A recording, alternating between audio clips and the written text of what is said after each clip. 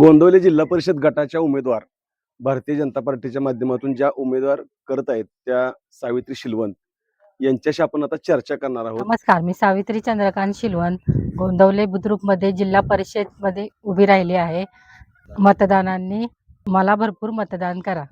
गटातून आपण भाजप तर्फे निवडणूक लढवत आहेत. काय विजन आहे आणि कसा प्रतिसाद आहे आता मतदारांचा? आपण आता लोदोडे गावात आहे, तुम्ही एका गायकवाड वस्तीवर भेटायला आलाय मतदारांना. नमस्कार. उमेदवार सावित्री चंद्रकांत शिलवंत यांचं पती मी चंद्रकांत मारुती शिलवंत. विजन म्हणायला गेलं तर जयाभाऊनी आपल्या मान तालुक्यामध्ये किंवा ह्या भागामध्ये एवढं मोठं पाण्याचं काम केलंय की जो शेकडो वर्ष हा तालुका पाण्यापासून वंचित होता, अनेक सुधारणापासून वंचित होता. त्यामुळं आपण नव्यानं सांगायची ह्या ठिकाणी काही गरज उरलेली नाही, कारण भाऊचं कामच पाण्याचं एवढं मोठं आहे की जनता अत्यंत खुश आहे. जयाभाऊंचा उमेदवार म्हटलं की हो बाबा मी हाय, जयाभाऊ बरोबरच आहे. आणि पुढचं विजन म्हणाल तर जे काय ग्रासरूटचे प्रश्न असतात, मग तो गावातला डांबरीकरणाचा असेल, रस्त्याचा असेल, कुणाचा ट्रान्सफॉर्मरचा असेल, शैक्षणिक असेल, राजकीय असेल, हा प्रश्न लोकांचा घेऊन आम्हाला जयाभाऊंच्या पर्यंत जायचा आहे आणि ते जयाभाऊंच्या माध्यमातून सोडायचा आहे. दुसरा राहिला प्रश्न जिल्हा परिषद पंचायत समितीतला. आता माझ्यासारखा कार्यकर्ता गेल्या 20-25 वर्षापासून समाजकारणात, राजकारणात सक्रिय आहे. त्यामुळे पंचायत समितीच्या माध्यमातून आपण लोकांची काय सेवा करू शकतो हे माहीत आहे, किंवा लोकांनी कुठलाही प्रश्न निर्माण करावा, आपण त्याचं काही वेळात लोकांना उत्तर देऊ किंवा ती समस्या सोडवण्याचा आपण जयभाऊच्या माध्यमातून, भारतीय जनता पार्टीच्या माध्यमातून प्रयत्न करू.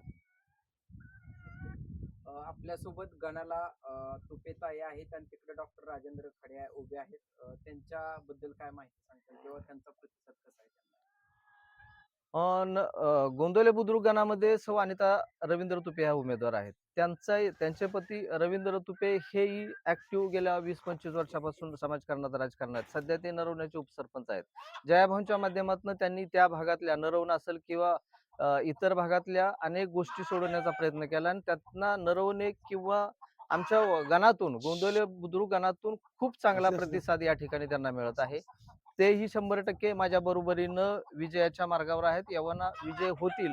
आणि आमचं मी असेल, गोंदवले बुद्रुकचा उमेदवार असेल किंवा पळशी गणाचा उमेदवार असेल, आम्हा सर्वांनी एकच निर्धार केलाय की गेल्या 20-25 वर्षापासून भाऊंच्या माध्यमातून ह्या गटात केलेली कामं हे फक्त लोकांच्या पर्यंत आम्हाला पोहोचवायचे आहेत.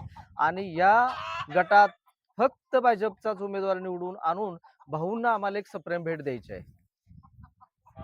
गट खरं तर राष्ट्रवादीच आहे पहिल्यापासून. बरोबर आहे. मला ते असं अचानक तुम्हाला आव्हान आहे त्याबद्दल थोडं काय सांगा. राष्ट्रवादीचा आहे साहेब. आता गेल्या 20-25 वर्षापासून त्यांनी सत्ता आहे. त्यांनी एखादं चांगलं काम केलेलं सांगावं. या गटामध्ये भाऊंची कसल्याही प्रकारची सत्ता नसताना भाऊंनी या गटातल्या प्रत्येक गावामध्ये पाण्याचा प्रश्न मिटवलाय, प्रत्येक गावातला रस्त्याचा प्रश्न मिटवलेला आहे, प्रत्येक गावातला समाज मंदिराचा प्रश्न मिटवलेला आहे, प्रत्येक गावातल्या सामाजिक न्याय भवन किंवा त्याला आपण बुद्ध विहार म्हणतो याचा प्रश्न मिटवलेला आहे. मग तो धनगर समाज असेल, रामोशी समाज असेल, ह्या प्रत्येक समाजाला भाऊ बरोबर घेऊन गेलेला आहे. ह्यांनी फक्त म्हणायचंय हा गट आमचा होता, पण ह्या गट त्यांच्या ताब्यात असताना त्यांनी एखादं चांगलं काम केलेलं 20-25 वर्षात सांगावं. आता खरं तर काल झालेल्या एका सभेत एक नेते म्हणले की आम्हाला परिवर्तन करायचं आहे. परिवर्तन करताय कसलं? सत्ता तुमचीच होती ह्या गटात, मग तुम्ही काय केलं? पण आम्हाला त्यांच्यावर बोलण्यापेक्षा आम्ही फक्त भाऊने केलेलं कामच सांगतोय की भाऊनी एवढी कामं केलेली, आम्ही त्या भाऊंची कामं घेऊन जनतेच्या दारात जातोय. भाऊंच्या जे काय भाऊंनी काम केलेलं आहे त्याच्या ऋणातून थोडंसं उतराय होण्यासाठी लोकांनी जिल्हा परिषद आणि पंचायत समितीच्या उमेदवारांना भरघोस मतदान केलं पाहिजे. यावेळी भाजपचं वर्चस्व या गटावर येऊ शकतं का? 100% येऊ शकतं साहेब. कारण आम्ही मी असेल किंवा दोन्ही गणातले उमेदवार असेल, आमच्या किमान 3-4 वेळा ह्या गणामध्ये फिरून झाले, प्रत्येक गावात झाले. आणि प्रत्येक माऊली, प्रत्येक भगिनी सांगते की आम्हाला भाऊनी पाणी दिलं, लाडक्या बहिणींना 1,500 रुपये देतात, शेतकऱ्यांना पैसे देतात, याच्यापेक्षा आणि काय द्यायचं? मोफत रेशनिंग चालू आहे. किंवा जया भाऊकडे या गणातला कुठल्याही गावातला कार्यकर्ता गेला तर 2 मिनिटात त्याच्या प्रत्येक प्रश्नाचं उत्तर मिळते. 99.99% प्रश्नाची सोडवणूक जयाभाऊ त्या ठिकाणी बसल्या ठिकाणी करतायत. की मग तू जा, मी उद्या फोन करतो, असली इथं भाषा नाही, जाग्यावर खटका भाऊ मिटवतायत. त्यामुळं या गटातली मतदार आपल्या झालेल्या चुका सुधारायच्या प्रयत्नात आहेत. आणि चुका फक्त त्या जिल्हा परिषदेला झाल्या होत्या.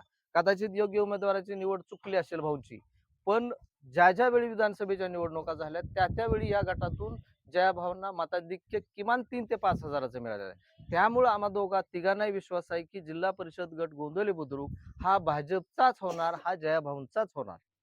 तरीही 3 टर्म आमदार असलेल्या जयभावांना हा गट जिंकता आला नव्हता.